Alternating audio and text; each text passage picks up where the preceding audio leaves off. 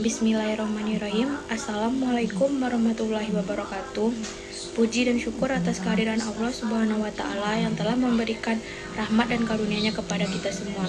Baiklah, kami dari kelompok 3 Biofisika akan mempresentasikan hasil diskusi kelompok kami. Sebelumnya, saya akan memperkenalkan anggota kelompok saya terlebih dahulu. Yang pertama, saya sendiri, Vanessa Ilona Giovanni, selaku moderator di kelompok ini. Yang kedua, Aina Ulmardiah, Indi Rahmawati, Nadia Rizky Ananda, dan Muhammad Iqbal. Baiklah, saya tidak akan memperpanjang, langsung saja kita masuk ke topik pembahasan kelompok 3, yaitu penggunaan jarum suntik dalam prinsip fisika.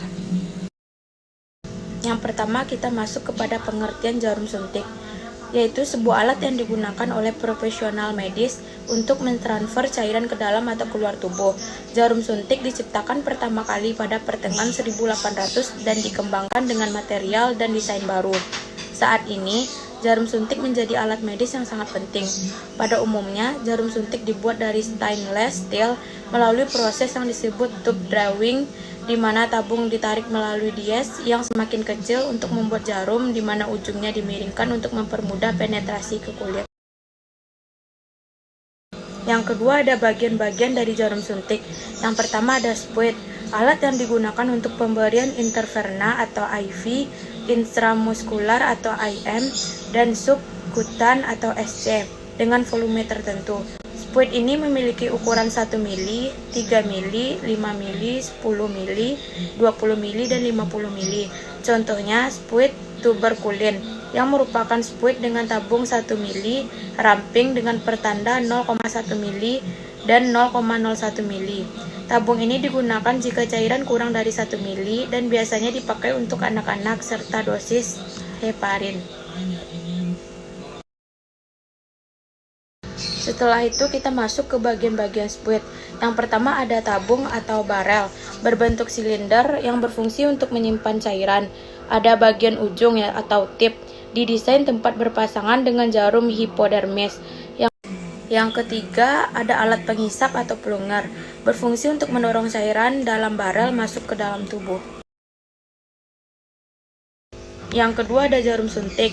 Jarum ini mempunyai ukuran yaitu 19G, 21G, 22G, 23G, 25G, 26G, dan 27G yang digunakan untuk disambungkan dengan alat suntik.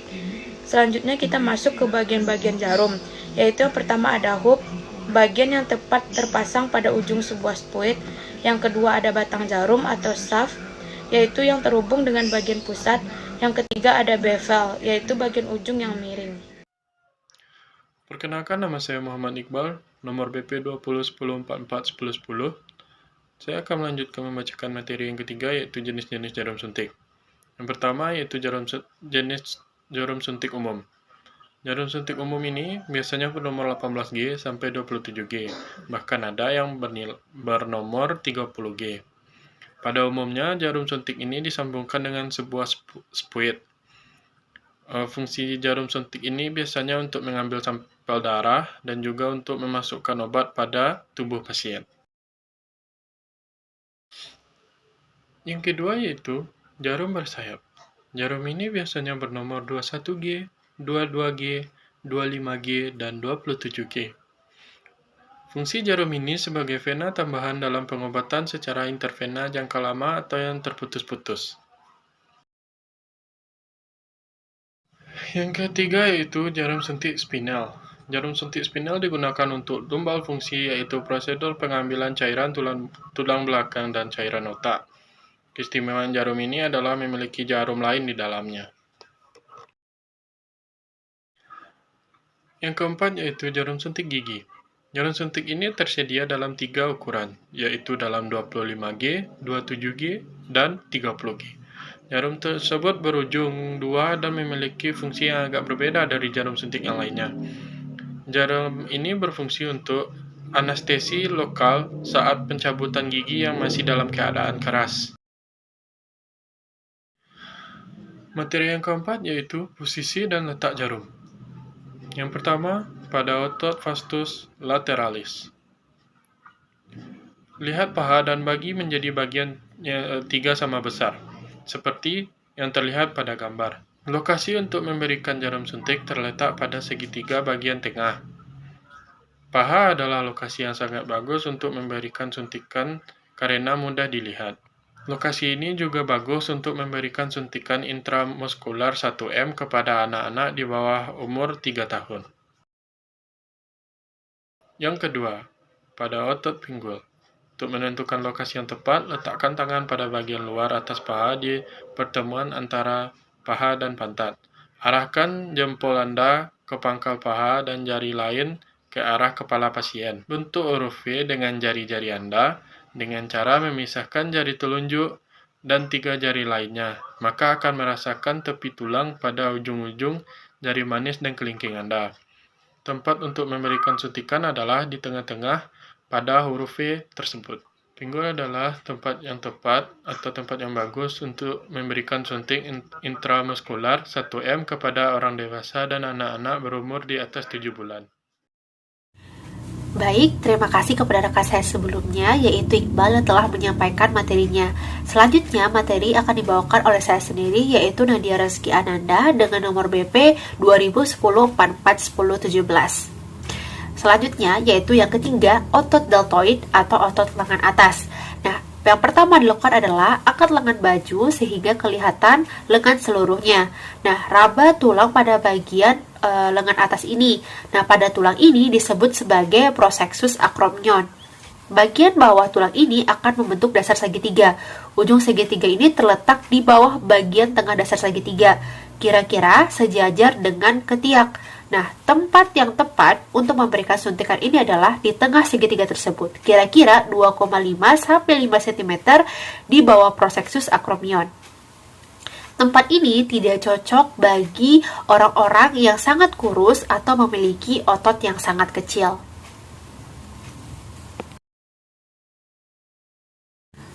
Selanjutnya, nomor 4, yaitu otot dorsogluteal atau pantat. Nah, lokasi suntikan ini terletak pada salah satu sisi pantat. Hal yang dilakukan pertama adalah menggunakan bola alkohol, gambar garis dari ujung atas celah dari pantat ke bagian sisi badan. Temukan bagian tengah garis tersebut dan pergi ke atas sebanyak 7,6 cm. Dari titik tersebut, gambar garis turun ke bawah menyeberangi garis pertama sampai sekitar separuh pantat. Garis-garis yang Anda buat akan membentuk seperti salib. Nah, pada kotak atas luar, Anda dapat meraba tulang yang melengkung. Lokasi suntikan tersebut terletak pada kotak atas luar di bawah tulang yang melengkung tersebut.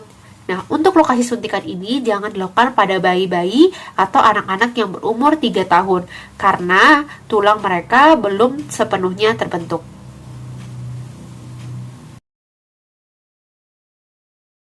Baik, berdasarkan materi sebelumnya, yaitu posisi dan letak jarum, maka kita dapat mempertimbangkan hal-hal sebelum memberikan suntikan.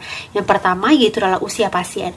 Untuk usia 2 tahun ke bawah, maka lokasi suntikan terbaiknya di otot paha, sedangkan usia 3 tahun ke atas, maka lokasi suntikan terbaiknya di otot paha dan deltoid. Gunakan jarum berukuran 22G dan 25G. Dan yang kedua, untuk anak-anak yang sangat kecil, gunakan jarum yang lebih kecil. Nah, untuk orang dewasa, jika menggunakan jarum lebih besar, maka paha dapat mentoleransi daripada lengan. Dan yang ketiga, pertimbangkan lokasi suntikan sebelumnya. Jika salah satu pasien telah mendapatkan suntikan di lokasi tertentu, maka berikan suntikan di lokasi lainnya untuk mencegah terjadinya perubahan kulit atau pembentukan bekas luka. Baik, materi selanjutnya yang kelima yaitu jenis-jenis injeksi atau suntik. Yang pertama, injeksi intramuskular. Nah, jarum suntik yang biasa digunakan pada injeksi ini berdiameter 5-10 mm dengan panjang 6-8 cm. Biasanya, cairan yang digunakan yaitu berbasis minyak agar menembus lebih dalam. Cairan tertentu dimasukkan langsung ke dalam otot yang memiliki banyak pembuluh darah. Pemberian obat dengan cara ini dilakukan pada bagian tubuh yang berotot besar, agar tidak ada kemungkinan untuk menusuk saraf, misalnya pada bagian bokol, kaki bagian atas, maupun lengan bagian atas. Tujuan pemberian obat secara intramuskular adalah agar obat diserap tubuh dengan cepat. Baik, selanjutnya yang kedua yaitu injeksi intradermal. Injeksi intradermal adalah jenis suntikan yang tidak masuk ke bawah dermis atau biasanya digunakan untuk vaksinasi. Jenis injeksi ini juga membantu mengetahui apakah kamu memiliki alergi. Pemeriksaan ini dilakukan melalui tes sensitivitas terhadap alergen ketika mendiagnosis penyakit seperti TBC dan brucellosis. Untuk melakukan tindakan ini dibutuhkan jarum suntik maksimal 1 mm, obat lepas lambat, dan jarum pendek hingga 1,5 cm. Pada penyuntikan intradermal, daerah kulit yang dipilih bukan yang mudah luka atau infeksi, misalnya deltoid. Hal yang dilakukan adalah regangkan kulit dengan jempol dan telunjuk, tusukkan jarum perlahan sekitar 2 mm di bawah dan hampir sejajar dengan permukaan kulit. Benjolan pucat yang memperlihatkan permukaan folika rambut pada kulit tempat suntikan adalah tanda suntikan diberikan adalah tandanya benar. Perkenalkan, nama saya Indi Rahmawati, nomor BP 2010441015. Baiklah, di sini saya akan menjelaskan tentang injeksi subkutan. Injeksi ini dilakukan menggunakan jarum yang kecil, pendek, serta halus. Injeksi ini dianjurkan untuk semua zat yang perlu diserap sangat lambat, contohnya seperti morfin dan atropin. Untuk melakukannya, harus menusukkan jarum ke bawah kulit dengan sudut 45 derajat ke dalam jaringan lemak yang subkutan. Jangan terlalu dalam sehingga menembus otot yang ada di bawahnya. Tarik pendorong pada semprit untuk memastikan tidak adanya darah. Suntikkan obat dengan menekan pendorong pada semprit pelan-pelan hingga obat habis. Lalu lepaskan jarum dan tekan kuat-kuat bekas suntikan tadi menggunakan kapas dan kain yang kecil. Yang keempat yaitu injeksi endovena. Injeksi ini merupakan teknik di mana suatu zat yang dimasukkan langsung ke dalam sistem peredaran darah dengan jarum dimasukkan ke dalam vena yang mudah diakses. Area yang disuntikan biasanya tepat di bawah lekukan siku ataupun di lengan bawah. Manfaat utama injeksi ini adalah obat yang dapat langsung masuk ke pembuluh darah sehingga cepat untuk meresap.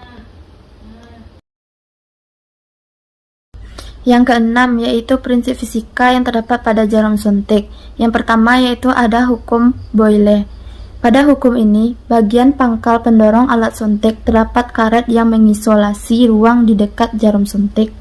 Saat pendorong alat suntik tidak ditarik menjauhi maupun didorong mendekati jarum suntik, tekanan dalam ruang alat suntik akan sama dengan tekanan yang berada di luar jarum suntik. Saat pendorong ditarik menjauhi jarum suntik, tekanan yang ada di dalam tersebut akan menjadi lebih kecil, menyebabkan volume pada dalam ruang alat suntik tersebut akan menjadi lebih besar.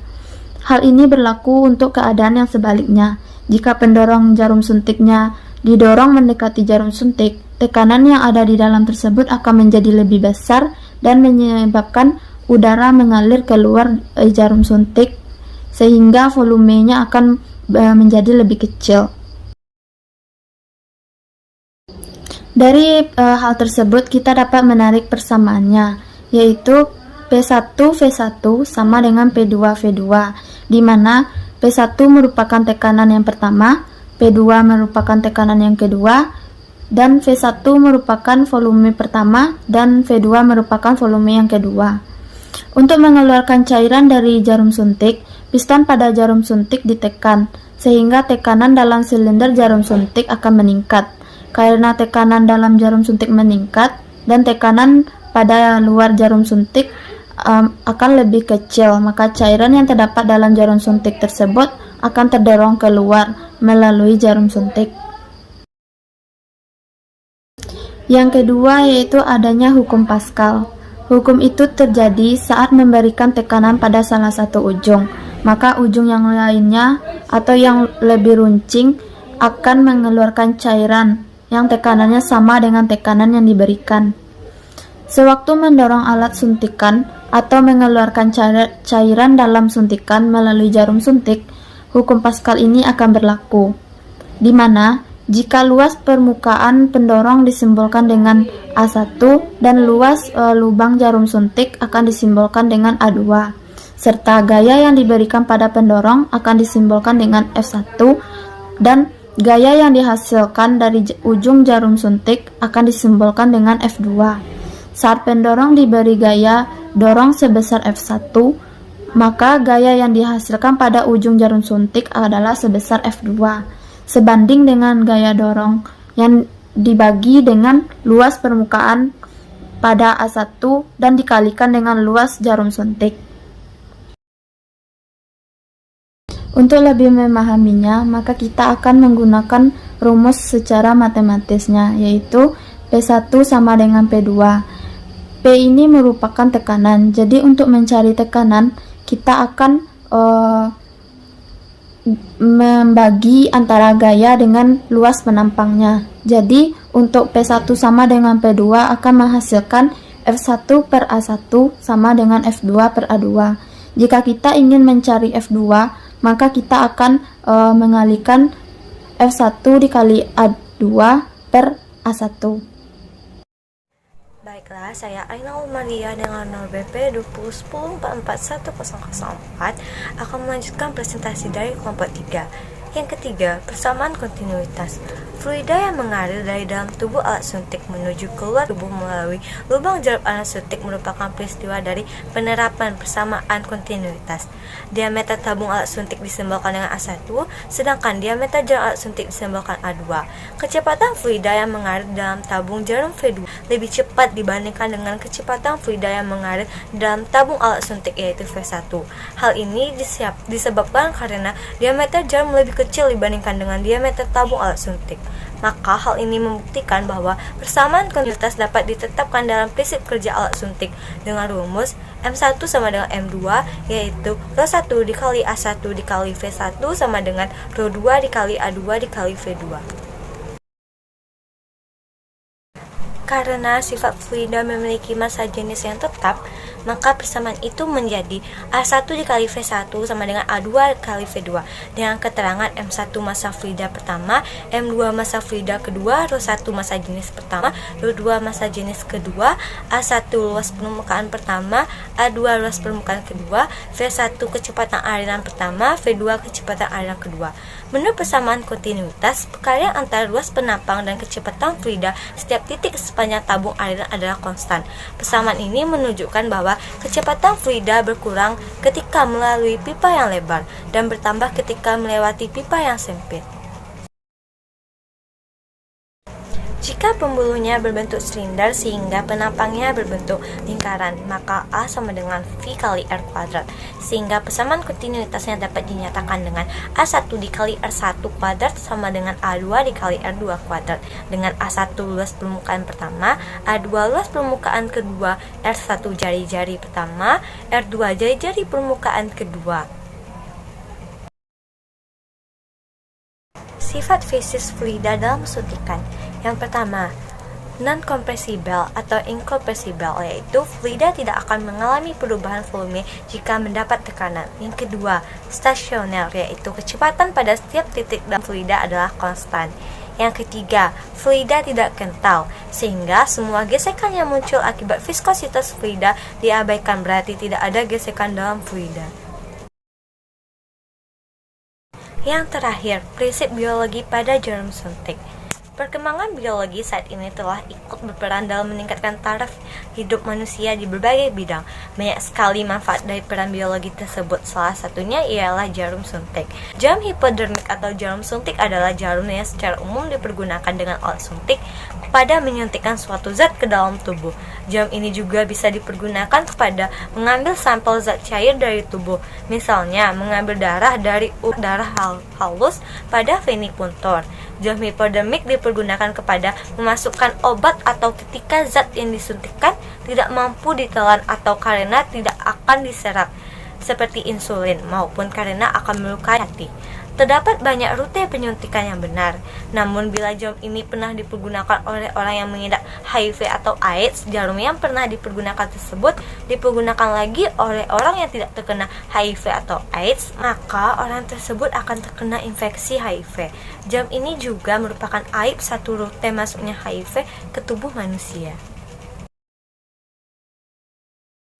Baiklah, itulah hasil presentasi kelompok 3. Apabila ada kesalahan, mohon dimaafkan. Sekian, terima kasih. Assalamualaikum warahmatullahi wabarakatuh.